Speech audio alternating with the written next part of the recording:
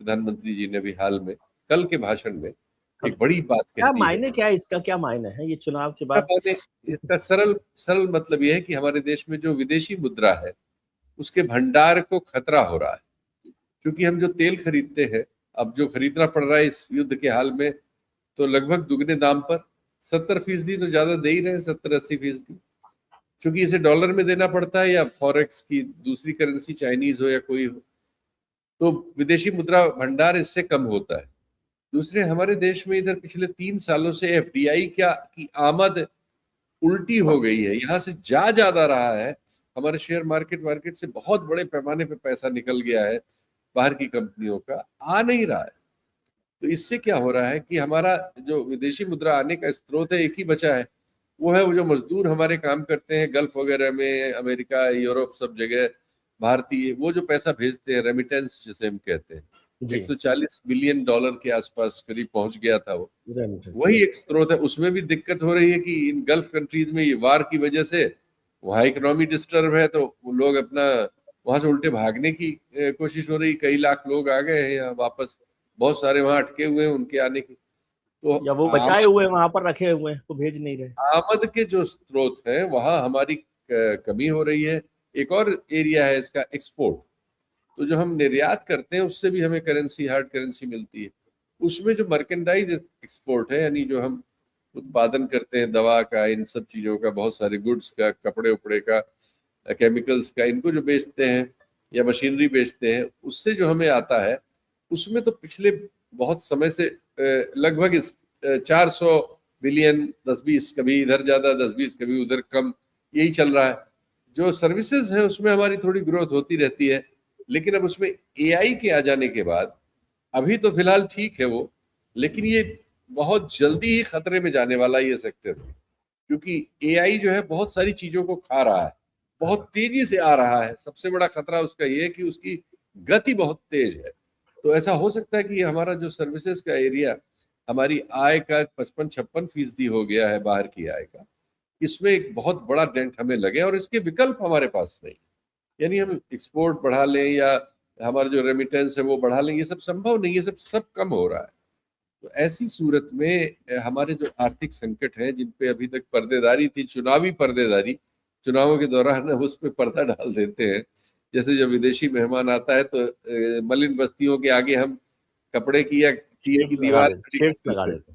तो वही हमने आर्थिक मामलों में सच्चाई छुपाने के लिए किया था चुनाव तक। अब चुनाव खत्म है, तो अब मोदी जी निश्चित तौर पर उस भाषा में बोलेंगे जिस भाषा की देश की जरूरत है। अर्थव्यवस्था को जरूरत है। तो सबसे उसमें पहले, फिर मैंने जैसे कहा कि संकट सबसे पहले साधारण लोगों पर डाला जाएगा। तेल कम खरीदो, गैस कम खरीदो, सोने का जेवर मत बनवाओ, यानी इन विदेश सब यात्रा पर मत जाइए। हार्ड करेंसी लगती है, विदेश मत जाओ। तो ये साधारण आदमी को उन्होंने कहा कि तुम सहयोग करो अब इसके ठिराई में। लेकिन जो असली लोग हैं, जिनके पास सब कुछ जा रहा है, उनके लिए इसमें कोई निर्देश नहीं है। ये एक राजनीतिक बिंदु तो है। एक चीज हमारे एक आर्थिक समझ मामलों को समझने वाले मित्र ने कहा कि भाई आप ये रोज रोज कहते हैं कि रुपए की कीमत जो है डॉलर के मुकाबले में कमजोर हो गया रुपया, बोले जी इसका एक पॉजिटिव साइड भी है। जी मैंने कहा अब मैं शीतल जी से ही समझ सकता हूँ, क्योंकि रुपया और डॉलर और रूबल सब वही समझते हैं, हम तो समझते नहीं। तो उन्होंने कहा कि रुपया जब कमजोर हो जाता है तो उसका एक फायदा यह है कि आपके पास एफडीआई की संभावनाएं बढ़ जाती हैं, और दूसरा एक्सपोर्ट की संभावना भी बढ़ जाती है, क्योंकि आपका रुपया कमजोर है तो आपका माल थोड़ा सा कंपैरेटिवली सस्ता होता है, और एफडीआई में भी लोग इस मामले में इंटरेस्टेड होते हैं। इसको कैसे आप समझते हैं, थोड़ा सा समझाइए मुझे। नहीं, देखिए, हर मामले के दो पक्ष होते हैं। ये उसका एक पक्ष है जिसमें ये कोशिश होती है जबरदस्ती की कि हम उससे भी फायदे देखें जिससे हमें नुकसान हो रहा है। लेकिन असलियत ये है कि जब आपका या किसी का भी इकोनॉमी में करेंसी उसकी कमजोर होती है और अनवरत होती है। भाई, रुपया हमारा 61-62 के आसपास मनमोहन सिंह जी छोड़ के गए थे हमें, जब मोदी जी आए 58 से 61 के बीच था। इस समय वो 95-96 के आसपास है। हाँ, 95 तो है ही कम से कम। तो ये जो करीब हमारा 30 रुपए का फर्क आया है, 30 क्या 32-33 रुपए का फर्क आया है, यानी एक तिहाई का फर्क आ गया है। 70, 68-70 सालों में हाँ जहां हम पहुंचे थे उससे 1/3 ज्यादा बढ़ गया 12 साल में, लेकिन एक्सपोर्ट तो नहीं बढ़ा। और हमने देखा एफडीआई आना, मैं आपको 3 साल का आंकड़ा बता ही रहा हूं कि बिल्कुल नहीं आ रहा है, जा रहा है। तो वो जो वो बात लोग कह नहीं रहे हैं, समझते क्या इकोनॉमिक्स को, जो नहीं एफडीआई लगाने वाले? समझते हैं। हमारे यहाँ समस्या ये है कि समझने के बावजूद हम समझाने के काम में ज्यादा रहते हैं और ज्यादातर बार गलत बात समझा रहे हैं देश को। यही तो चल रहा है इस देश में कि हम गलत समझा के सफल हैं, लेकिन हम गलत समझा रहे हैं लेकिन हम सफल हैं तो हमारी बात सही मानी जाएगी। कोई सही समझा रहा है लेकिन वो असफल है तो हम उसे फेल करार नहीं दे समझ रहे हैं। सकते, नहीं सुन सकते। जी, तो ये नहीं, लेकिन स्थिति है। एक एक चीज तो ये समझाइए, थोड़ा सा इसको डिकोड कीजिए। मुझे चिंता हो रही है जब से मैंने प्रधानमंत्री जी की चिंताओं को पढ़ा है, सुना है। इसका क्या सीधा मतलब क्या है वो समझाइए ना, ये पर्देदारी आप भी तो खत्म कीजिए। नहीं नहीं, हम तो बिल्कुल खत्म कर रहे हैं। देखिए भारत, अब ज्यादा इतनी खराब बात कहने की हिम्मत हमारी नहीं है भारतीय होने के नाते, लेकिन जो कुछ है बहुत धुंधला है, इतना तो हम उसको कह सकते हैं। देखिए जो आज के दुनिया के जिन चीजों से दुनिया आगे बढ़ रही है उन चीजों में हम कहीं नहीं है। आर्टिफिशियल इंटेलिजेंस आज के दौर का मंत्र है और इसमें हमारी कोई भूमिका दुनिया के उसमें नहीं। उसमें नहीं। लड़ाई झगड़े में भी हम ऐसे नहीं है कि हमारी वजह से सुनवाई कहीं नहीं। की लड़ाई रुक जाए या हमारा माल ज्यादा बिकने लगे। थोड़ा बहुत कभी कहाँ कोई चीज, किसी मिसाइल का ऑर्डर आ जाना, किसी हेलीकॉप्टर का ऑर्डर आ जाना किसी का, उससे अपनी हम पीठ ठोक लें, वो एक अलग चीज। लेकिन हम ऐसे नहीं है जैसी दुनिया है या दुनिया में जो लोग इन चीजों का निर्णय करते हैं वो। हमारा कोई ऐसा प्रोडक्ट नहीं है या हमारा कोई ऐसा मार्केटिंग स्टाइल भी नहीं है आज के दौर का जिसकी वजह से दुनिया में हलचल हम पैदा करें, हम उसे नियंत्रित करें, हम उससे लाभान्वित हो। ये सब भी नहीं है। तो हमारी जो भूमिका है, चूंकि अंतरराष्ट्रीय मंच पर हमारा जो एक्सपोर्ट है दुनिया के, अगर दुनिया में 100 रुपए का होता है तो हमारा वो हिस्सा 2 रुपए भी नहीं। हमारा जो जीडीपी का शेयर है वो 3.37 या 3.35 है दुनिया के जीडीपी।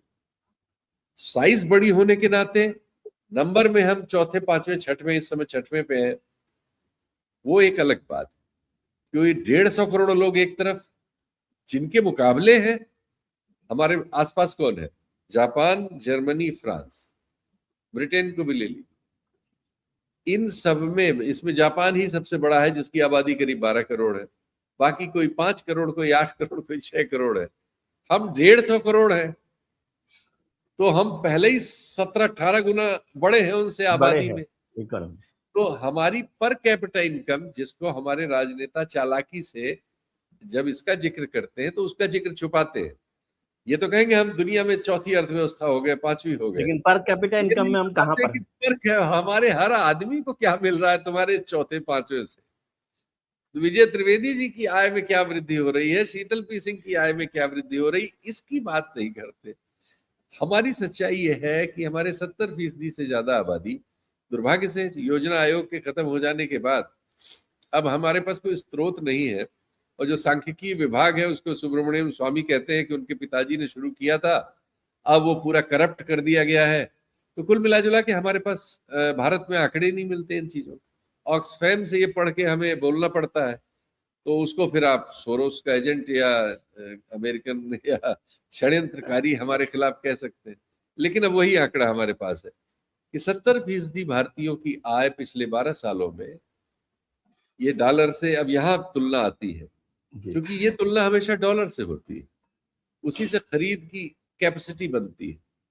तो जो जितने डॉलर 2014 के मई तक एक भारतीय के हाथ में जी, प्रतिमाह आ रहे थे, कमा रहा था। अब 2026 के मार्च में वो उतने डॉलर नहीं आ रहे हैं या उतने उस ही आ रहे हैं। जबकि तो भी कम हो गया वो, उसको यदि इन्फ्लेशन देखें। इन्फ्लेशन ने इस बीच करीब करीब 72 से 92% के बीच की वृद्धि कर ली, यानी लगभग दुगने पे पहुंच चुका है। तो जो चीज उस समय 1 रुपए की थी वो 2 रुपए की है, या 1 रुपए 70 पैसे की है, 1 रुपए 75 पैसे की है। लेकिन उस आदमी के पास 1 रुपए की जगह 90 पैसे हैं। और और मान ये लीजिए 1 रुपया भी आ रहा है तो भी वो उससे तो कम हो गया ना बाइंग Yes, कैपेसिटी। और ये हिस्सा जो है 70% है आबादी का। जो ग्रोथ हो रही है वो सिर्फ 10% में है, और जो 20% बीच में है वो कभी झूले लाल है, कभी उनकी ग्रोथ हो जा रही है, कभी वो फेल हो जा रहे हैं, कभी शेयर मार्केट में उनका दाम बढ़ जा रहा है, कभी घुस जा रहा है। वो तो एक्चुअली उनमें से नीचे की ओर ठेले जा रहे हैं। आज जो 70 है, अगले गणना तक हो सकता है 75 हो जाए। ये नहीं हो रहा कि 70 का 65 हो जाएगा। वृद्धि दर भी उल्टी हो रही है, उल्टा श्रिंक हो रहा है। ये सब चीजें हैं जो इस समय डरा रही हैं, जो खतरनाक है। अब इनको जो शब्द संज्ञा आप देना मुफीद समझे या जो सुने, अपने अपने विवेक से फैसला लीजिए कि ये है परिस्थिति, इसको ऐसे लीजिए। आपने ये तो पा ही लिया कि अब इस युद्ध ने कम से कम हमें कुछ सबक कड़े दिए। बंगाल की जीत बिल्कुल जिंदाबाद, बीजेपी जिंदाबाद, आरएसएस जिंदाबाद, दक्षिणपंथ जिंदाबाद, और कहीं भी जीत जाए बिल्कुल जिंदाबाद, उसमें कोई शक नहीं, उस एकदम स्वीकार्य है। लेकिन ये तो आप मानेंगे कि जब ये युद्ध हुआ, जो हो रहा है, जो अभी पेंडिंग है 8 अप्रैल से, हम अपनी कोई भूमिका वहां नहीं है हमारी ना। नुकसान हमें सबसे ज्यादा है, क्योंकि खाड़ी से आने वाले हाइड्रोकार्बन का सबसे बड़ा बाजार सबसे करीब भारत है, सबसे बड़ा खरीदार।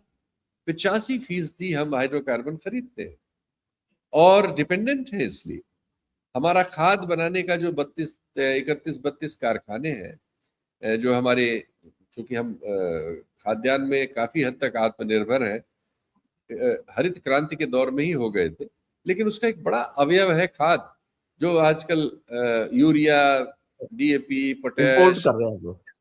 ये सब एक खास विधि से बनती है।